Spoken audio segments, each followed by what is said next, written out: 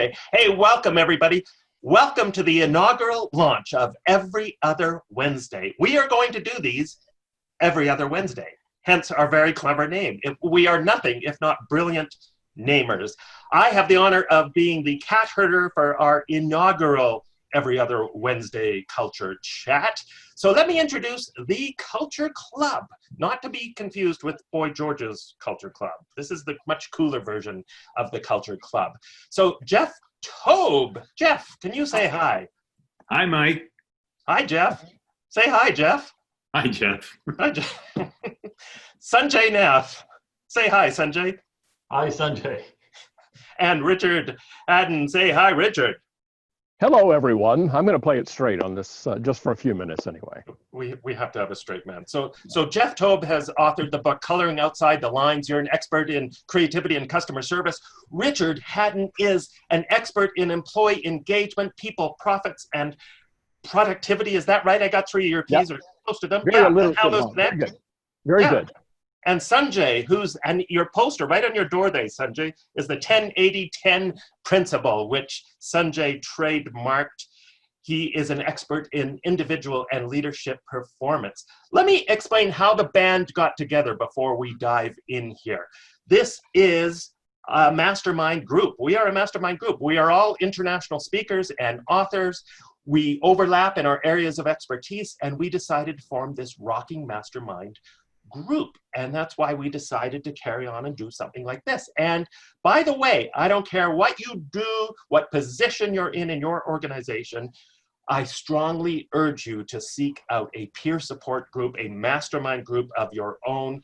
They can do phenomenal things for your business and your life. And you got to be real careful about who you choose to be in it, though.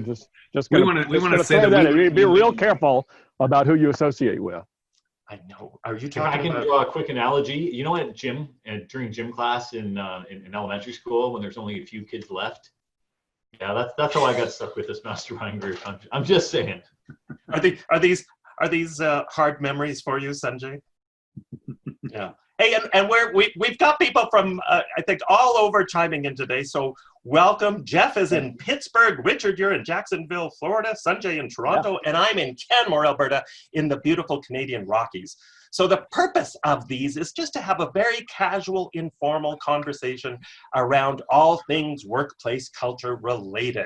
We're going to have some heated debates sometimes. We're going to take questions from you because we want to involve you. There's going to be some polls. There's going to maybe be some contests, some games, some giveaways sometimes some guest speakers, maybe live animals. I don't know what's going to happen. It's live TV. They're going to be 45 minutes. We are recording these so you can watch the recording afterwards if you don't make it to this, or if you want to rewatch it. If you've got nothing else to do and you want to watch it again, you can do that. So please tell your friends about Every Other Wednesday. We are thrilled to have you aboard.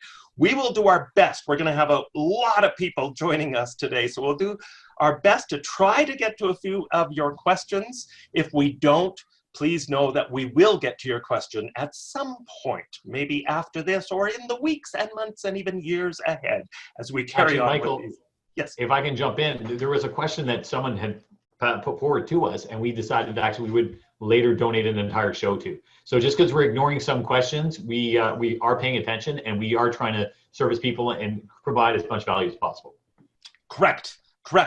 So let's dive in, shall we? Hey, before we get started, and for those of you watching in, this is a great, simple, fun way to kick off your virtual meetings or in-person meetings. I'm a huge fan of fun meeting icebreaker to loosen up the group, to get conversations going. So I want everybody to introduce themselves using your alter ego superhero crime fighter name, which you will create based on what, and you can do this for the viewing public as well, do this with yourself or pop it into the chat box, the color of your underwear plus the name of the very first pet you had as a child is your alter ego crime fighting name.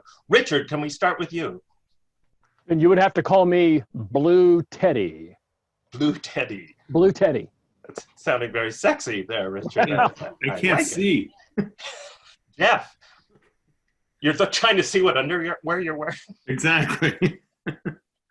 Oh, I'm getting some great ones here. Hey, I'm getting a whole bunch from our audience too. Yeah. Oh, that's awesome. We've got Purple Pink Gale. Sunshine, Somebody had a pet named Gail. Black Boots. Oh, here's my favorite one. The Fritzy Tan Pants. Blue Shasta, Blue Athena, Black Purple Gale. All right. Why Heidi? A whole bunch. Yeah. By the way, I'm Black Taffy. Pink Ginger. Black Taffy? Yep. All right, Sunjay. I would be Translucent Tess. That's an image. And you'll be performing nightly at the... And I am Black Smokey, private investigator. Wait, I wanted to do this. I am Black Smokey, I love PI. So there you go. Our alter ego crime-fighting names. Let's do a quick round of questions, shall we, gentlemen? Wait. Aren't we going to toast our inaugural? Right? Thank you, Jeff. Yes, we have to. This is the inaugural one. Let's raise a glass. All I have is an essential oil. Clink. That'll work. Your essential oil. Cheers, everyone. We look forward to bringing you good stuff. Yeah. So don't let these first 6 minutes deter you. We are going to bring you good stuff. Right. We'll get smoother over time, or not. We don't know. Maybe even professional. Maybe not likely, but possibly. Cheers, Wayne. Thank you for that. This, by the way, is 3-year-old Canada Dry Ginger Ale. 2017. That was a good year. It's a very good year. So the speed round, gentlemen, are you ready for it? Yeah, ready. I want to know, when's the last time you had a haircut? Wednesday. Oh. It depends. So do you mean a professional haircut or a wife haircut? Either. Professional haircut would have been February the 19th. Wife haircut was about 3 weeks ago, and I'm due for another one. Excellent. Sunjay? Never. February sometime, but I'm at -3 days for my next one. Oh, good for you. I don't have a schedule yet. I'm February 26th. For the first time in my life, I could form a man bun, I think, except my wife said she will leave me if I do that. Next question. What are you binge watching right now? Really quick. Fauda. Oh, Fauda. I've heard that's great. Excellent. Yeah. Sanjay. Avatar: The Last Airbenders. My sons are forcing me to watch Japanese anime. Excellent. Richard? I'm a little behind, but I'm watching season 3 of The Crown. Oh, very good. Very good. And I'm doing this limited series called Years and Years. It's set 15 years into the future. It's not looking good, folks. Don't watch it if you need an uplifting show. Wait a minute, worse than 2020? Oh, it's very depressing. I won't get into the details. So then we always end with Brooklyn Nine-Nine for a few laughs. Kelly Bush was watching Rick and Morty. We got to watch that. Yeah, I've heard that's supposed to be awesome. Okay, next question. What is the very last business book that you read that you would recommend to folks? You were going to ask us that. Yeah. Sanjay, let's go to Sanjay. Everyone else is stalling. A buddy of mine actually wrote a book called Zero to Tesla. And he went bankrupt and he became a millionaire and went bankrupt again and had the depression. And it's his life story. And I enjoyed it. Zero to Tesla. Love the title. I'm not sure it's a business book, but I'm reading Leadership in Turbulent Times, which looks at 4 different presidents and how they led in turbulent times. Awesome, Jeff. And you just reminded me, we need to do a drinking game. Every time somebody says you're on mute, somebody's dog barks, somebody says turbulent times, pivot, or marsupial, and everybody at home, feel free to take a drink and join us every time we say one of those phrases. What about unconventional time, or what's the unprecedented times? That should be unprecedented times. New normal. Richard, what do you got? I'm bailing on this one. It's been so long since I read a business book. I write business books and I speak about business, and so I try to, when I'm not doing that, I try to read trashy novels. So last book I read was a trashy novel. I could give you a recommendation for a book. I know you could. Richard. It's called The Humor Advantage. I read it. Who's it written by? Mike Kerr. Michael Kerr. Is it pronounced Kerr? Or yeah. Kerr. It's the next. Yeah. Okay. Or Coloring Outside the Lines. Yes. Oh, we're so blatantly bad. Shameless. Okay. The last one I read, again, not a hardcore business book, but a friend of mine, Dr. Lisa Belanger, wrote a brilliant, very quick read called A Cup of Mindfulness. And it's all about the importance of mindfulness in business, in our stressed out lives, especially during these turbulent times to help us be focused and more productive. It's an excellent read. I highly recommend it, and it's a quick read. All right, my last speed round question for us. As you know, gentlemen, I'm a big fan of wacky theme days. I put these all on my website. There's International Talk Like a Pirate Day. There's Answer Your Cat's Question Day. Tomorrow just happens to be Tapas Day, Sushi Day, Splurge Day, Bartender Day. It's Clark Kent's birthday, and most importantly of all, Recess at Work Day. So this is a great opportunity for folks tuning in to have a little bit of fun tomorrow. You've got an official excuse tomorrow to do this. It's Recess at Work. I want each one of you to share one Recess at Work idea that you have for folks. When I consult one-on-one with organizations, I tell them to take field trips. And I think that's what recess means to me. In other words, go to a business or an organization totally unlike yours and look at the experience, and good or bad, and bring it back and see how you can use some of those lessons in your organization. Love it. Yeah, thanks, Jeff. Sunjay, what do you got? Well, when we used to say, whenever we went out to recess, it was always like, what are we going to play? And that was the key word around recess, although it was supposed to be letting out energy and getting some fresh air. But from the kids' perspective, it was all about play. And that's what I would suggest to people look at. How are you going to play at work? What kind of things are you going to make to make things more fun, be creative, and make it more fun and play? Cool. I wholeheartly agree. Richard, Mr. Richard, what do you got for recess at work? Well, I got one that is especially, I think, helpful and useful for, I can't say all those words that we're not supposed to say, but for the fact that we're in a pandemic and people are still WFHing, they're still working from home and that kind of thing. So I have this really good friend named Jose. He lives in Spain. Jose may be on the call today. I don't know. Jose, ¿estás aquí? I don't know. Anyway, so here's the thing that he told me that he's doing. He's a manager for an advertising agency in Madrid. They're still not going back to the office. And yet he has this team that he hasn't seen in 3 months. He hasn't seen anybody face to face. He's just seen them virtually. And so now that the cafe bars, the bar terraces are open again in the center city of Madrid, what he's doing a couple of times a week is just inviting 2 of his team members to meet him at a cafe terrace for breakfast, and they do things a little bit later in Spain. So breakfast might be about 10 o'clock in the morning. And so even though they can't get back into the office yet and work, all together, even with social distancing, he says, I can get together with a couple of my people every few days, just sit, have a nice cup of strong Spanish coffee and those amazing fried donuts that they dip in chocolate, and sit and catch up with my people and have the opportunity at a distance, safely, in a healthy way, to connect with them. And so that's something that I think I want to encourage everybody who hasn't been able to see your people. Okay, maybe you can't get together like you used to, but you can get together every now and then and, playing it safe. So do that. Call that recess. Take your team to Spain is what you're saying? Oh, yeah, that's exactly what I'm saying. Yeah. Got it. All I heard was donuts. Yeah. We lost Sunjay at donuts. Well, and if you can't even do that, at least do some social virtual remote stuff too, Sure, right? Yeah. I'm a huge fan. I love this idea. Some of my clients do it. And some businesses, I think Hootsuite, a couple of big companies do this, where they do random coffee or random lunch dates, where everybody's name goes into a random name generator and they spit out, and you just connect with people that maybe you wouldn't ordinarily connect with.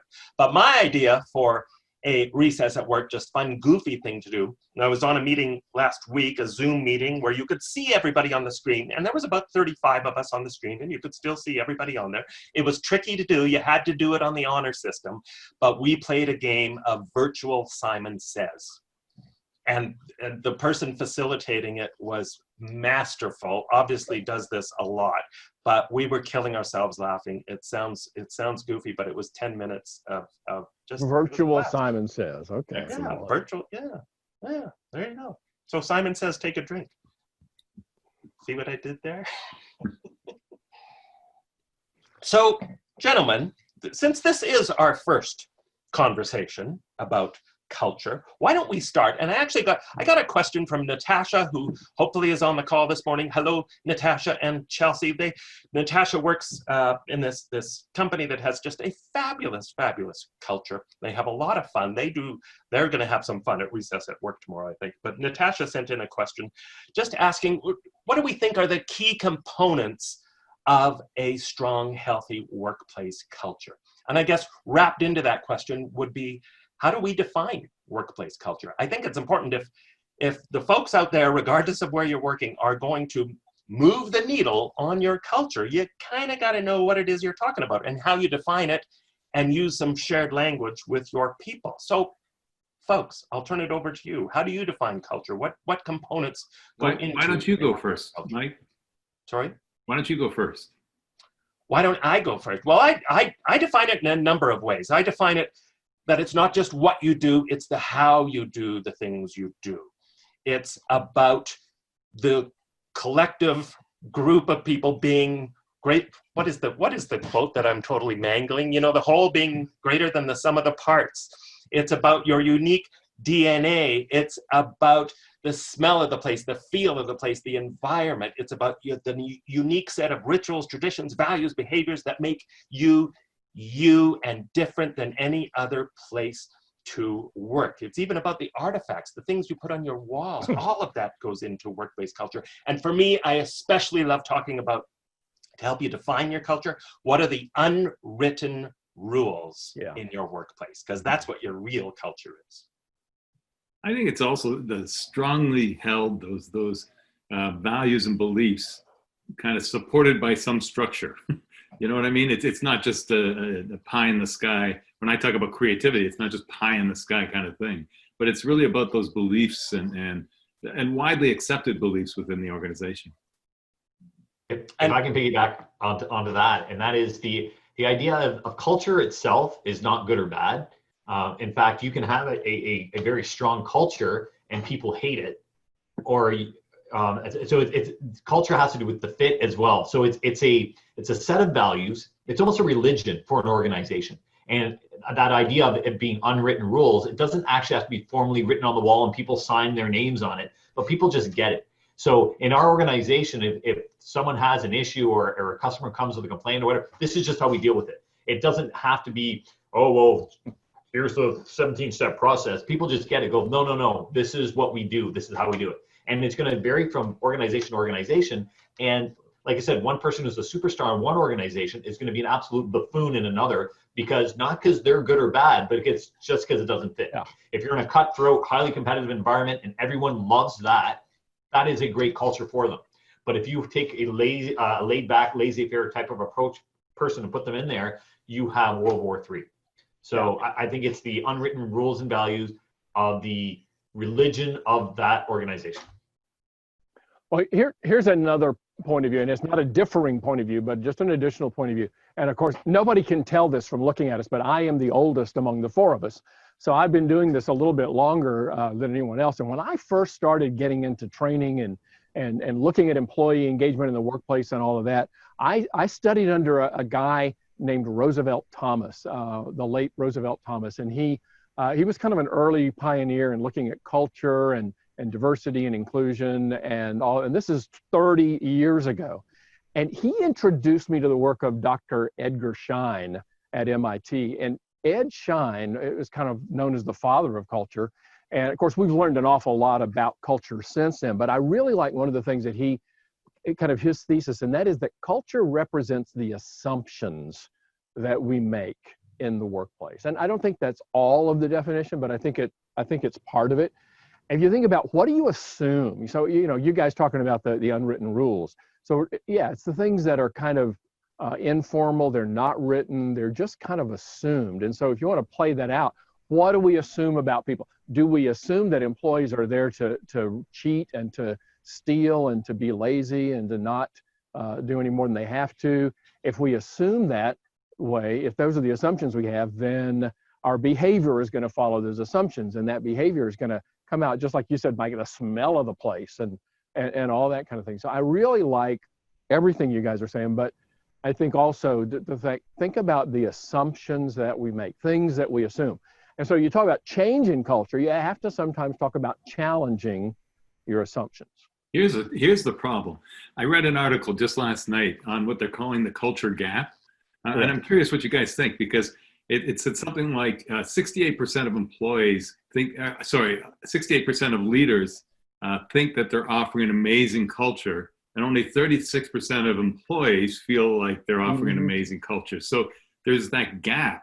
And everything you're talking about, make-believe and everything else. So what's reality? I mean, I'm curious what you guys think. I think the reality is what the employees respond to, because there's more of them than there are leadership. And it really is the employees who drive the way the organization works. And I mean, when we talk about culture, isn't it there for the purpose of serving the customers, or whatever the objective or the mission of the organization is? So if employees think this is the culture, they're gonna, if they think it's the culture, then that's what it is. You know, the leaders can say, well, it's this, but because there's so many more employees probably than there are leaders, that's the behavior that's coming through. That's what our customers are seeing. That's what other employees are seeing. I'm going to challenge that a bit, Richard. I'll say you're entitled to your wrong opinion. But as are you, yes. No, there's absolute, I do agree with you. The thing I wanted to add, though, is a lot of times too, organizationally, the employees don't always necessarily appreciate what's being done. And so I think, though, sometimes that gap is just simply lack of communication. So yeah. people like, you know, an employee might go, well, no, everyone has a foosball table. And it just might be taken for granted because that's the way it's always been. In fact, it reminds me of, was it in the kind of the mid 90s that Starbucks was looking to unionize. And so they kind of went to Schultz and said, okay, we're ready to go. And he's like, okay, if you want to do that, that's fine. And he goes, now these are the perks I'm now removing, because if you guys are going to unionize this, and this. And they went and took it back to a vote, and they went, yeah, you know, we're happy where we are. So I think sometimes the gap is just basically a lack of communication, that people take for granted some of those things that they just assume, you know, we're rights rather than privileges. You know, one of the questions I challenge my clients with is, do you know what the veterans are telling the newbies that you hire? They go for coffee, they go for beer on a Friday afternoon after they've started work. Those are when the real conversations happen. And those conversations are what your culture is. Your culture is being defined in those conversations. And I think a good challenge for anybody out there is to have conversations with all your employees and ask them the question, what do you think our culture is? And are all of your employees using consistent, it doesn't have to be the exact words, but consistent ideas, consistent language that is meaningful to you, that helps you define your culture, so you know whether you're on the right track or not. But now I hear you all saying that the leadership doesn't really define culture. I don't agree with that. Well, I think they define it. I just don't necessarily think that employees always buy what the leadership defines. Absolutely. It's a gap analysis, right? So the leadership dictates and says, hey, this is where we want to be. This is the goal. This is the aspirational vision of which we have. Then you go and actually ask the employees, well, where are we in reality? And the idea of that's what a culture program or culture shift is how do you close that gap, right? This is where we want to be. This is where we're perceived to be. Yeah. Bring it together. And then you bring in experts, you bring in education, you bring in taking them out for lunch one-on-one, or out for a beer on a Friday after work. So are we saying that it would suit, or it would be good for leaders to be attentive to what employees believe the culture is? Absolutely. I think we need to see the world from the employee's perspective. Yeah. And having informal conversations is one way of doing that. Obviously, doing employee surveys is another way of doing that, but listening as much as you can.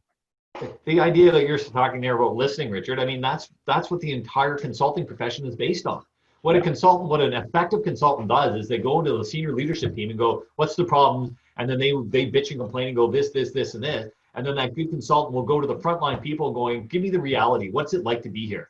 And they just hear everyone's stories, and then they kind of pretty it up together and hand it back to the leadership. And leadership goes, this is brilliant. Wow, why do we think of that? Well, it's exactly what it is. It's listening. It's communication. And I mean, understanding that, again, this is where you want to be, and that's great that you want to be there. But if you're not there, you got to listen to your people, because they will tell you how to get there. Yeah, communication is so important. And it doesn't have to be complex. You don't have to hire a huge consulting firm and spend a fortune. It is the simple conversations that you have. I'm a huge believer in having more conversations at work, and the quality of those conversations will largely determine how strong and inspiring your culture is.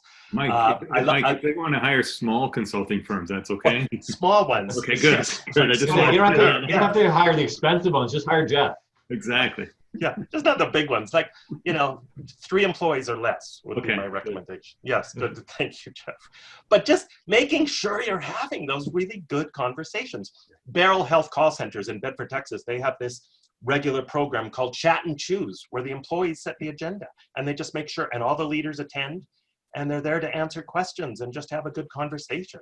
So it's about checking in on an ongoing basis and making sure that it really is two-way communication. I don't know if anybody's worked in a workplace where they have suggestion boxes and you start to think that there's a paper shredder on the other side of the suggestion box because you're putting in all these suggestions and you hear the little and you never hear back from them. I'm going to interrupt. We got a great question.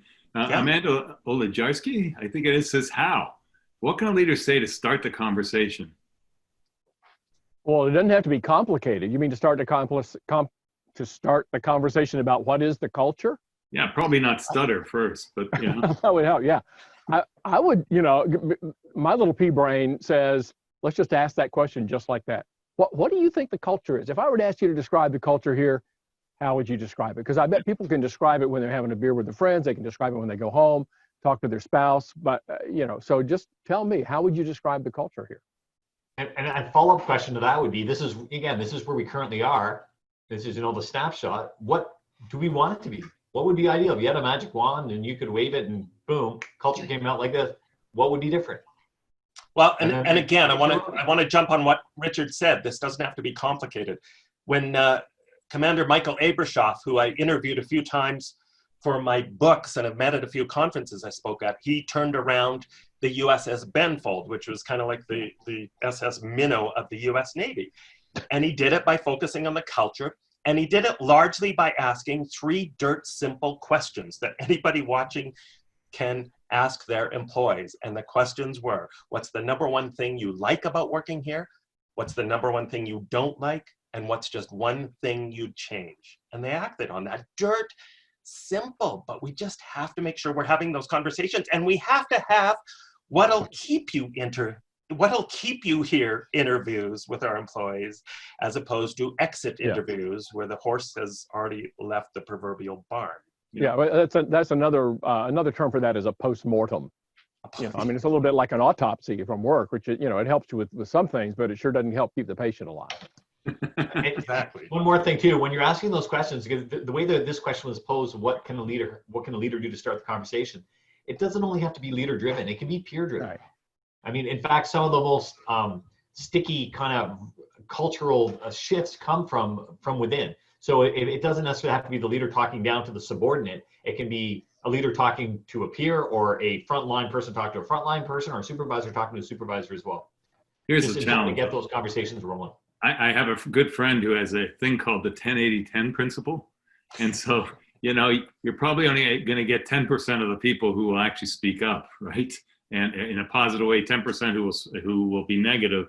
Where do they go? So I just gave you a plug, Sunjay. I hope you Thank you. I appreciate it.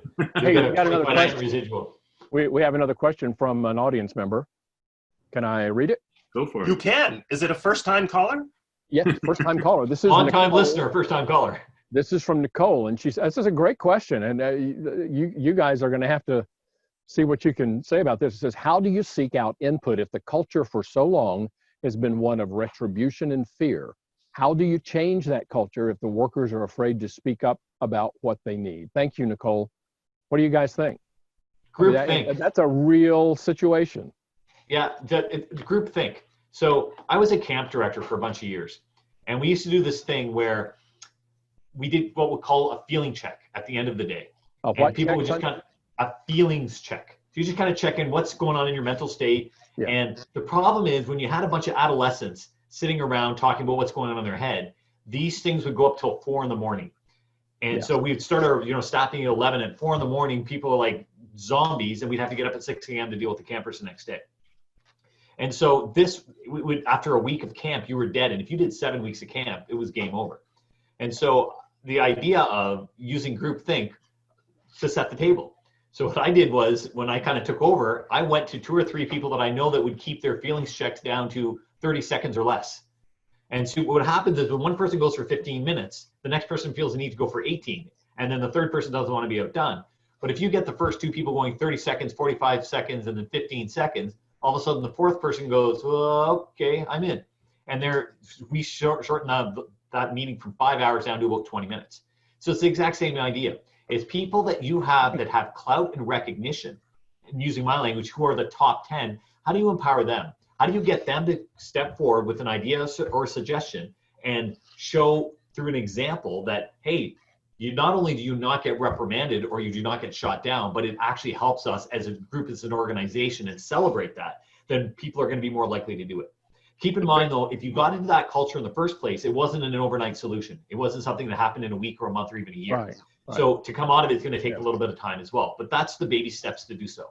I think a very realistic thing to do, and Richard, I know you'll agree with me on this because we do it both do it with our clients, and that's institute a daily huddle, and do it by department.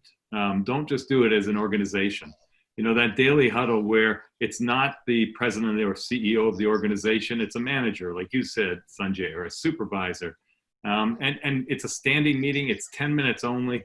It's not a waste of people's time, you know, but talk about those fears, talk about, you know, what's going on as far as culture is concerned. Yeah, and thank you for the question. It is a huge question. You look at surveys, I have this conversation with clients all the time. Something like 85% of employees across a whole range of organizations have admitted to not speaking up about a serious issue at work because of fear. We know something like 33%, according to a Harvard Business Review study, 33% of employees dread having a one-on-one conversation with their immediate supervisor. How can you function? How can you create a rocking great culture when that feeling is in place? So it starts by having the courage, I think, to have some difficult, challenging conversations. And I think one of the things that needs to happen for leaders to change their behaviors is you do need to relentlessly sell the benefits of them changing their behaviors. Would you not agree, gentlemen? And show the results of them not changing their behavior. What is it costing your organization? What is it costing in terms of employee turnover and health even, and stress and loss of creativity and all that good stuff, right? Because it is huge. Hey, I was monitoring some questions, which we've got another couple of questions here, and the one in particular I know we want to get to. But my answer to that original question was, all you can do is control your own sphere. And if the rest of the culture is negative, you may or may not be able to have direct impact on that right away, but you can sure have direct impact on your sphere. You create a little microculture right there. Number one, people are going to be attracted to that microculture, but you can sometimes get that microculture to break out. So it's just like when people ask me, all right, so my boss is a jerk, how do you expect me not to be a jerk to the people who work with me? You can't control anybody else, but you can control you. So you can be a good leader even if your boss is not a good leader. And you can also create a good culture where you are, even if your boss is not. We got a couple other questions, and one of them I think was a question for our previous questioner, so I'm going to have to go back and check on that. But here's another one, and I think this is really relevant. I'm also looking at our time. We've got 12 more minutes, folks. I wanted to do a few polls here too, Richard. Okay, let's just real quickly get to this one. It says, how would you recommend, this is from Anonymous. It says, how would you recommend bringing a team closer together when the new norm requires more physical distance between members? And that's a great question, because that's exactly what's going on, this whole idea of leading from a distance and building a culture from a distance. And without oversimplifying it, it has a lot to do with communication. You're just going to have to do a lot of extra things. You're going to have to turn up the volume. You're going to have to turn up the frequency on the communication. You're going to have to do some of the things Mike was talking about, and getting people together to have fun so that they can witness, so they can experience the culture in a way that it can only be facilitated electronically and not physically. That's my quick answer. By the way, Anonymous was in one of my workshops last week too. Yeah. They get around. But I want to just say very quickly, and I know I've said this before, I shared it with you guys, that it really is about relationship right now versus task. That if we're working remotely, we really have to keep in mind on how do we develop those relationships with our team. In other words, that no longer can they look over the divider and share what they did for the weekend. So give them an outlet for that kind of thing as well. Yeah, you have to be extra intentional, right? Yeah. And I think intentional about talking about setting up your communication norms and expectations. It's so important right now, right? I get a text Sunday night at dinner time from my boss. Do I have to answer it Sunday night at dinner time? So talk about those things. If anyone's interested, I've on my website, MikeKerr.com, I do have an article, a checklist of over 100 plus ideas on how to communicate, motivate, engage, and add a little fun to your virtual team. So hopefully there's some ideas there too that can And help. just one more thing on the virtual. Here's the thing is it's not about the mode of communication. Ever been in a relationship that was long distance that was fruitful and engaging? Or ever know two people who live in the same house and have a dead relationship? So it's not about physical distancing. It's about what you choose to do and how you choose to communicate. Yep. Absolutely. Love that, Sunjay. Let's do a poll. Hey, let's do a poll, shall we? Let's do a fun poll here, folks. Pool? Did you say pool? A poll. Let's dive into the poll. If Shall we? I have to put on my reading Those glasses. are the same words. Poll. Let's do poll number 1. This is to asking you, what superhero ability would you like to have right now? Mind reading, so I can understand what my clients or employees really want. Flash-like speediness, so I can get more accomplished in a day. Invisibility, so I don't have to worry about my appearance in video meetings. Or the ability to fly, since it's not so easy to fly. And we've got poll numbers coming in. We've got people. We need some music here. Can we participate? You can participate. Yes, I already did. I don't think we can. I'm hoping Sunjay put invisibility with that hair. I don't think we can. All right, so what do we got? Mind reading is the number 1 answer by far, 56%, right? So I can really understand what my clients are. Now, the good news is, mind reading is actually something we can develop as a skill. It goes back to what we've been talking about, better communication, getting real, honest feedback, actually listening to the feedback, but making sure you have those processes in place and you're actually intentional about it. And by the way, a little side comment on this. When you survey your employees, sometimes asking them weird questions like this helps you uncover truths that they might not be comfortable sharing if you ask the question just and fears, by the way, and fears as well. And fears. And by the way, if anybody's done any work in behavioral styles or personality profiling, to me, that's the advantage of it. We can get into that in another episode, but the bottom line is that I can get to know my people better and understand their superpowers or what they need. Yeah. Sorry, I realized I hadn't shared the poll results, so I was just hogging them to myself. So I think that ability to fly was like 25%. Yeah, invisible. Nobody wants to be invisible. Yeah, it's kind of all right. Let's do another quick poll, shall we? Poll number 2. So we're talking about, coming out of this culture and all this stuff that's been happening, the turbulent times. What's the number 1 thing you'd like to see change in your culture in the future? From this list, there may be things on the list, but from this list, obviously, what would be the number 1 thing that resonates with you? When you get back to a new normal, people back in your building. It was more for you to take a drink of. I don't know. Something's going on with Richard's internet, but he's back, I think. Are you, Richard? I'm here. Right. I never went anywhere. The results are coming in. And by the way, these results will perhaps give us some fodder for future every other Wednesday conversations. Yeah. Fodder. I like that as somebody who's written a book about contented cows. I like the idea of fodder. You like Wait, fodder. I wanted some mother too, though. We're coming up to 7 minutes here. We are going to end this on time at the 45-minute mark. We've got 81 votes coming in, 82. This is more exciting than a general election, isn't it? Really? Unless you live in Florida. Georgia, yeah. Which seems to take like 3 years to do their elections. These are much quicker. Additional accountability, Max wrote. I like that. Yes. Accountability is I'd like to do a whole show on accountability. I think we could talk the entire time. We should do a whole, yes, let's do a whole show on accountability. I'm going to share the results. Here we go, folks. So what do we got? The winner is improved communication. No big surprise. So disappointed it's not more fun.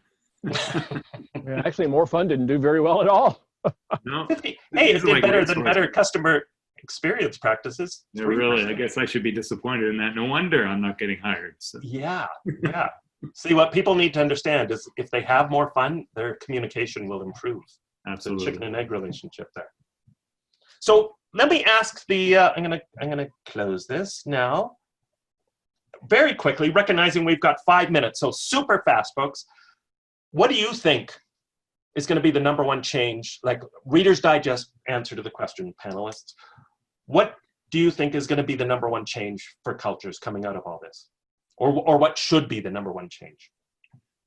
I think it goes back to the question we got.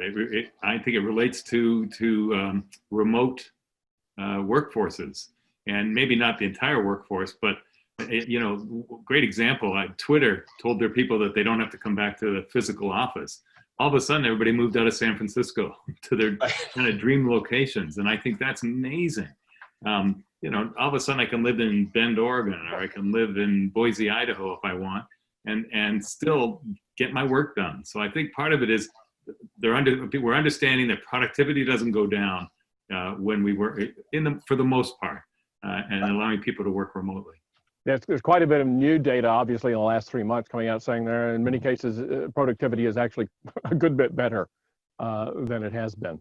So, we've got 4 minutes, and we do have one other question that's really relevant, and I don't know the answer to it, so I want to ask it, and that says, will there be a weekly topic announced in advance so that we can invite others? Oh, well, you're in charge of the next one, Richard, so is there a weekly topic? Pick one. Yeah. Well, as this is our inaugural one, we were just going to kind of see where it was. Sounds like there's a little bit of interest in having a specific topic. You're kind of bracing it around each time. It's all going to kind of come under the umbrella of culture.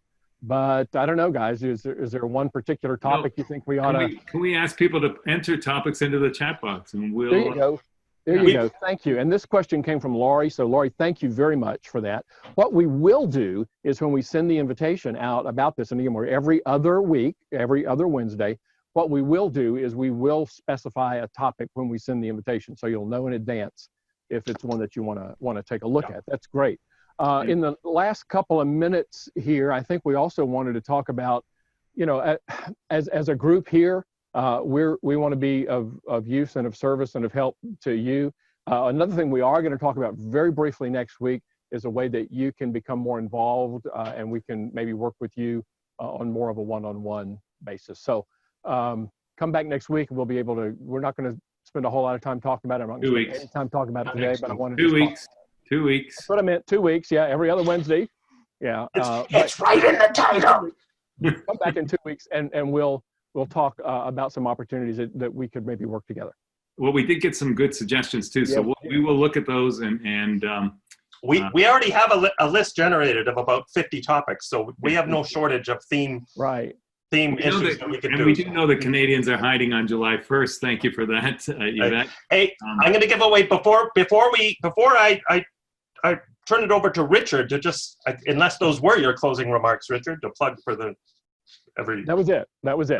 Okay. Hey, I'm going to give away a door prize, people. So get ready with your chat box. We'll collect all your suggestions too. So I'm going to give away a door prize to whoever. You've got to get both right to win the prize. I'm going to give a free ebook version copy of The Humor Advantage: Why Some Businesses Are Laughing All the Way to the Bank to the first person. A goofy trivia question. This is based on research by Dr. Richard Wiseman, which sounds like a made-up name, but he's a real dude who studies humor and created the Laughter Lab. So according to his research, what 2 letters are the funniest sounding letters in the English language? The first person to pop it into the chat box, we've got P&W to get the 2 right. Oh my God, they're coming fast. They're coming fast. All right. While we're doing that, we do have also a question from Leanne that says July 1st is 2 weeks from now. Will there be a session given it's Canada Day? Yes, we talked about this. We want to be very observant of our Canadian friends since 3 people on the call are Canadian, 3 people on our panel are Canadian, and I'm not. But yes, we'll still do it and recognizing it's Canada Day, and we just wish everybody a happy Canada Day on either side of the border. And yeah, if you aren't available, we'll video it, and you're more than welcome to catch it on the website. And this is fun. We don't have a winner yet. This is our holiday. Yeah. No winner yet? No. They're There just are- throwing out all sorts of letters. Just so you know, Repeat the question. there are over 5,000 different combinations, right? 26 times 20. Are you going to give us the answer? Because we have less than 20 seconds. We have less than 20 seconds. Not even, boy, you're not even. W and J. I'm going to give you one of the letters. So be ready with your fingers. One of the letters is a hard G, as in George. George, that's a soft G. G as in good. Oh, G and oh my God, it's going so fast.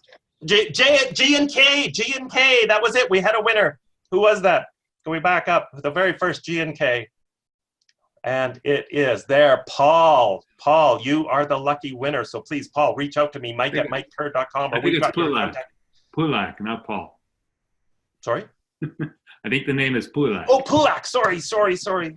I need new reading glasses. Thank you. All right. Pulak. Hey, All this has right. been great. Thank you, everybody, for joining us. We really appreciate your being with us. This was an experiment. I think it was a success. I hope you found it was a success. Stay tuned. We'll send you more information, and we'll see you in 2 weeks on July the 1st. Thank you, everybody. Thank you Bye, for joining us. everyone. Stay Thank you for being healthy, here. stay safe.